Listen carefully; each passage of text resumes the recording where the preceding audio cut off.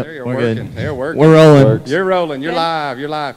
Kaylee, it's your second time to the NFR. This is all still relatively new to you, but last year, if I looked at it right, I think you won like $68,000 at your first NFR. Yes, I did. Tell me first about last year. How was that? That had to be exciting. Last year was exciting, but the first round, it was really nerve-wracking. Right, I'm sure. I'm Yeah, sure it was. Definitely. What I always like to talk about, how was the grand entry last year for you? And I'm sure it's great this year, but how was that for you for the first time? It was fun. You know, that's your first time that you get to ride into Right. the Thomas and Mack. Sure. So, yeah, it was fun. Always, a couple of guys have said, you know, most rodeos you kind of dread riding in the grand entry, or you know, maybe you don't have time for it. But I bet they don't have to talk long to talk you into doing it here at the Thomas and Mack, huh? Yeah, no, not at all. I imagine. I imagine. Cody Teel, you're a world champ. This is your second time to the NFR, right? So by my simple math, you won the world the first time you come to Vegas. Is that right? Yeah, last year was my first year when I won the world, and it was quite an experience. Like Kaley said, that first night when you go in there and get behind the chutes, Yeah. it puts you in check really fast Yeah, of what you're oh. doing. You know, it's definitely not just another rodeo. You hear people say that they're going to take it Right. like that, but it's definitely not, in my opinion. Yeah, I imagine. And I mean, to me, that's like, you know, the first time you throw your line in the water and you catch a 6-pound bass, you know, at the first of the morning, you won the world the first time you're here. I mean, you have high expectations of doing well every time you come out here, I imagine, don't you? Yeah, I was just excited to be able to be back here this year, you know, considering I've had quite a few injuries this year, and like I said, just happy to be back here. And as the week's been going on, it's been great for me. I'm really happy, and just hopefully these last 3 rounds will end them well. Yeah, that'll be good. And Paul, this is your second time to the NFR. I want to say NFL so bad, but I know this is your second time here, and you know, you won maybe round 4 or something like that last year. You know, you split the round last night. What's that like, taking the victory round there in the Thomas and Mack, you know, and going to South Point to get your buckle, which we'll talk about your buckle here in just a minute. But tell us about that, you know, just even winning a round here. Tell us what that's like, man. It's awesome. I've thought about it ever since I started roping. Yeah. Winning around and taking a victory lap. And Right. I love it. Yeah. I'd love to do it every night. I imagine, and that's $18,000, you know. I mean, y'all go to rodeos all year long, you know, you might win $4,000, $3,500, you know, or something. But, I mean, $18,000, 10 nights in a row. I mean, it's a new rodeo every night, you know. I know if you're sitting good in the average or this and that, but, you know, you hustle up every night and try to win that round. But, Paul, back to you real quick. You split the round last night. You went to South Point. You got your nice gold buckle, right? Tell us what happened afterwards while you were maybe went out to eat or maybe celebrating that round win. Yes, sir. Me and my parents went out to eat at Steak and Shake afterwards, and ate, went back to the room, and didn't realize it till this morning that we'd left the whiskey bottle and the buckle there Yes, at the Steak and Shake. You left your round buckle and your Pendleton whiskey at the Steak and Shake. You got it back though, right? Yeah, someone saw it there and thought it was Jade Corkill's. Right. So they called his room and got the buckle back to him, I guess. Yeah. Man, I bet you were glad. Did you even realize you'd left it there I didn't even until they realize called? it. I got text this morning saying they found my buckle, and I didn't even. Yeah, you know that's going to be the word going around for sure. That'll be in the sir. pro rodeo sports news, I'm sure, that Paul Eaves left his buckle at the Steak and Shake. That makes it. That's good. Cody Teel, you won the round last night. Is that right? Yep. Talk about that. What bull were you on, and tell us about that. I had a good bull. It was a Bar T bull called Slim Chance. I've seen him quite a bit. I've never been on him before, but you know, he did just what I thought he was going to do, stride around the right, and knew he could probably jump out of it at the end, and he did. And it all worked out. It wasn't the highest score that it's been winning rounds, but it was just what I needed last night. Right, sure. And Kaley, you are the youngest barrel racer here, right? Yes, I And do you have the oldest barrel horse here? Is that right? am. I do. That's quite the contrast. Tell us about your horse. Cowboy's a 13-year-old gelding. Mm-hmm. I've had him ever since he was 3 years old, so Yeah. we know each other pretty well, and I've grown up with him doing high school rodeo, and Right. now he's brought me here. Right, sure. What, you know, as far as this year, all of y'all had to, you know, win some major rodeos, but what sticks out to you, Kaley, as far as, you know, leading up to the NFR and maybe a big win you had this year? I went to Salinas this year. Was my first year going there, and I did pretty well going there. So I like that rodeo a lot. Sure, I imagine. Paul, we've talked about it all week, and I'm really tired of talking about it. Really, the steers are different than they have in the past. You know, it looks like, you know, they break different and all that. But when it comes down to it, you just got to use the steer you've got, right? It don't matter really what anybody else has done on him. But talk about that just a little bit. Yes, sir. The steers are bigger, and I guess you could say they're a little tougher, maybe. Right, sure. But the rounds are easier. Right, sure. So, you know, it comes down to roping your steer and doing the best you can on him. I try not to make too big a deal out of it. And, you know, we rope all kinds of stuff all year. Yeah, it's not like y'all haven't roped a big steer before, you know, that kind of deal. As you're riding in the box, you mentioned, you know, that the rounds, you know, number-wise, on paper, they're easier. You know, the steers are tougher, makes the rounds easier seem like. But how do you guys, you know, I know you're heeling, but, you know, your partner, Dustin Bird, how do you have to kind of change your mind frame? You know, you're used to, you know, probably Dustin throwing as the neck rope breaks off the steer. You know, I mean, does that change hazing? I mean, tell us, you know, does that change anything for you, you know, compared to the last 3 or 4 years? Or, I mean, I know this is your second time, compared to last year. Not really. Not for me, it doesn't. I think for Dustin it does. Right. You know, maybe taking one more swing or as far as my end, I'm going to do the same thing. Right, sure. Ride the same position and try to take a high percentage shot. Right, sure. It looks like a lot of times too, you know, you're used to, you know, using that front, you know, quarter of the arena where y'all are, where I'm calling the front, but now it's about, you know, the 50-yard line comes up pretty quick, and maybe even a little further past that. Since the arena's so small, is that changing, you know, the position of the steers, you know, from last year or anything like that coming in on the heel end? It can't, not really on the heel side. I think more like on the heading side, if they miss the barrier, the headers do. Right. Them steers will run and get to the back end, then it gets tough. Yeah. But it seems like a lot more of the runs have been at the more halfway point or further than that. Sure.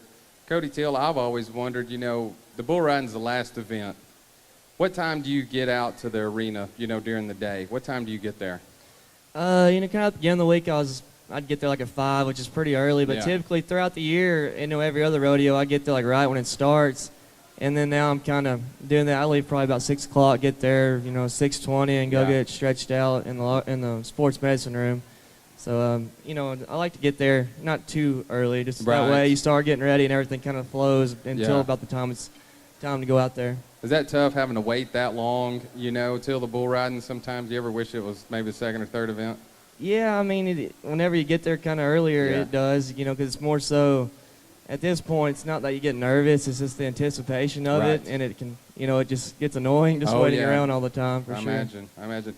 Kaley, I was wondering, it seems like, you know, as far as the roping end, in which I've been getting educated on barrel racing all week long, but as far as the roping end, it looks like they're kind of lined up, you know, maybe the calf ropers in an alley, and Paul, you can probably talk about this too, but the barrel horses, I know you probably warm up and all that, but do you kind of have to be in a line back there, you know, when the barrel racing starts, or are you able to warm up and then just immediately ride in when it's your turn? How does that work kind of behind the scenes? Well, we can warm up in the tent that's back there behind the alleyway, but before the stagecoach goes in, we have to be lined up in the alleyway and in that order that we're supposed to be in that night. As far as your horse goes, you know, like, say my mare before I rope, she's kind of maybe a little deadheaded. I have to warm, you know, get her fired up a little bit. As far as your horse goes, is that good that you're in line waiting, or is that kind of a tougher deal, you know, as far as your horse being ready, you know, when it's time, you know, since you do have to get in line and wait for a little while? I guess it just depends on where you're at in the line that night. Right. You know, you do a little different, and as long as you can, you try to ride in there as late as possible if you're there in the back. Right. But for the most part, my horse, if he's around other horses, he's pretty calm. Right. So being around, you know, the other horses, he's, you know, laid back until I get up closer to the line and ready to run. Then I have to kind of get him fired up. That looks like the scariest part is coming down the alley there, you know, at a trot or a sideways trot sometime. And it looks like you have to make a bend through a little gate there. And, I mean, they got to take out a knee every once in a while or something. I mean, it can get dangerous back there, huh? Yeah, it can. I see Definitely. husbands and boyfriends, and they're always getting run over and all that, leading barrel horses down there. I bet it can. Yeah, my friend who helps me, she's little, so Oh yeah, I have oh to yeah. be careful. Gotta watch out, I'm sure. Cody, what you know what you've drawn tonight, right? I just found out earlier. It's a pale face of JK Rodeo. I know the bull. I just can't remember him right now. Right, I know when sure. I see him, I'll probably recognize him Right. and remember what he does, though. But he should be good. I'm not quite sure what type of pin of bulls is out tonight. Yeah. But the way it's been going, there's been a lot of bulls rode this week, and it's been exciting to be a part of it. I tell you, just sitting back there every night and watching a lot of bulls get rode, it fires you up and it motivates you to do good. Right, sure. And I guess that's part of getting out there so early as well. That's when you can really start talking about your bull and finding out what he does and that kind of deal. So. Right. I try to kind of, they do the draw after every round, for the next day. But Right. Usually someone will tell me before I even look. They'll bring it up and ask me about them and this and that. So it's, I just try not to worry about it too much. Right, sure. Paul Eaves, you're a professional and I'm not. Whenever I ride in, if I'm heeling or roping calves, I got to tell myself be aggressive, or stand up, rope speed, whatever it is. But we all have, a weakness. Is there anything when you're riding in the box that you have to remind yourself, every time you go in, what do you have to concentrate as far as heeling goes? Probably being aggressive. Right. Because I've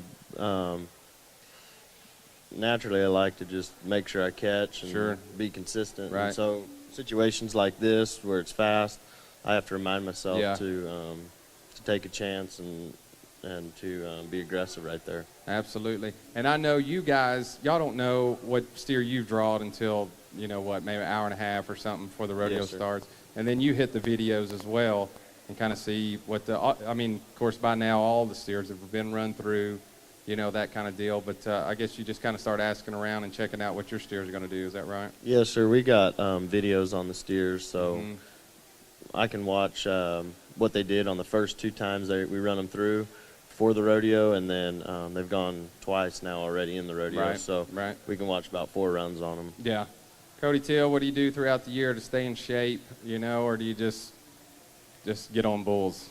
Everybody's kind of different, but like for me, when I do have downtime and not rodeoing so much, I will try to work out and just do stuff just to stay loose where I don't get too sore when I do start getting on a lot. But like during the summer and when it's really busy, I just sleep, drive, and get on bulls. Pretty much all we do. Right, do that deal. Kaley, growing up, which you're still a youngster, but who are some of your role models as far as barrel racing goes, or even horsemanship, even horse shows or anything like that? Charmaine. Yeah, yes. Definitely. We all grew up with her. Yeah, she's timeless for sure. What have you taken from her? Is it the horses she rode? You might take a little from a lot of different girls, but as far as Charmaine goes, kind of why her? Well, she rode Scamper, for a long time and was very successful with him. And I kind of look up to her, and I feel like Cowboy, my horse, has taken me here to the NFR, and I've grown up with him, and I really look up to her with having a horse like that. Right, sure, absolutely. Cody, you're sitting good in the average. It's time we can start talking about that. You probably don't talk about it personally, but you can't be conservative in bull riding ever, So the average really doesn't mean anything to you guys. Of course you want to win it, but it's not like you can go out there and just stay on or anything like that. You got to be aggressive, right, on everything. For sure, you got to have that, same mentality. It's all a repetition. Once you climb in the chute, you just kind of click in automatic mode. You're going to do the same thing you do all year. And being aggressive is one thing. You can kind of forget and get too comfortable in there a lot of times because you do it so much. You just got to focus on the basic things and, do the same thing every time, when you're getting ready, and just focus on making the first jump perfect and just go from there. Yeah. Paul, you guys, y'all won some money here and there, but are y'all slinging at it? Are y'all good in the average? What's y'all's game plan, kind of, for tonight at least? We've missed 2, and so I don't know what we are in the average, but I'm gonna say if we caught the next 3, got a time, we'd win something in the average. Sure. So trying to win as much as we can in the rounds, but not take ourselves out. Right. If we have a steer that's, sorry or whatever, get them down. Right, and, sure. I guess but still, we hadn't won a lot in the rounds, so Right. try to win good money in the rounds. I guess after you see what you've drawn, you kind of make that decision. You know, if you can be fast on him, maybe try. But if he's maybe nasty, maybe, you know, Dustin may track up a little bit and get him caught, that kind of deal. So, well, good deal. Well, I know you guys are busy. I know it's late in the afternoon. It's time to get it on your mind for sure. Y'all be signing autographs over there. And real quick, this is all brought to you by Cinch, and they're a great brand. And I'm sure you are very happy to have them, you know, on your side and all that. But, folks, Paul Eaves, Cody Teel, and Kaley Bass. Sorry, I'll keep messing that up. But they'll be signing autographs over there. Y'all give them a hand for Team Cinch here real quick.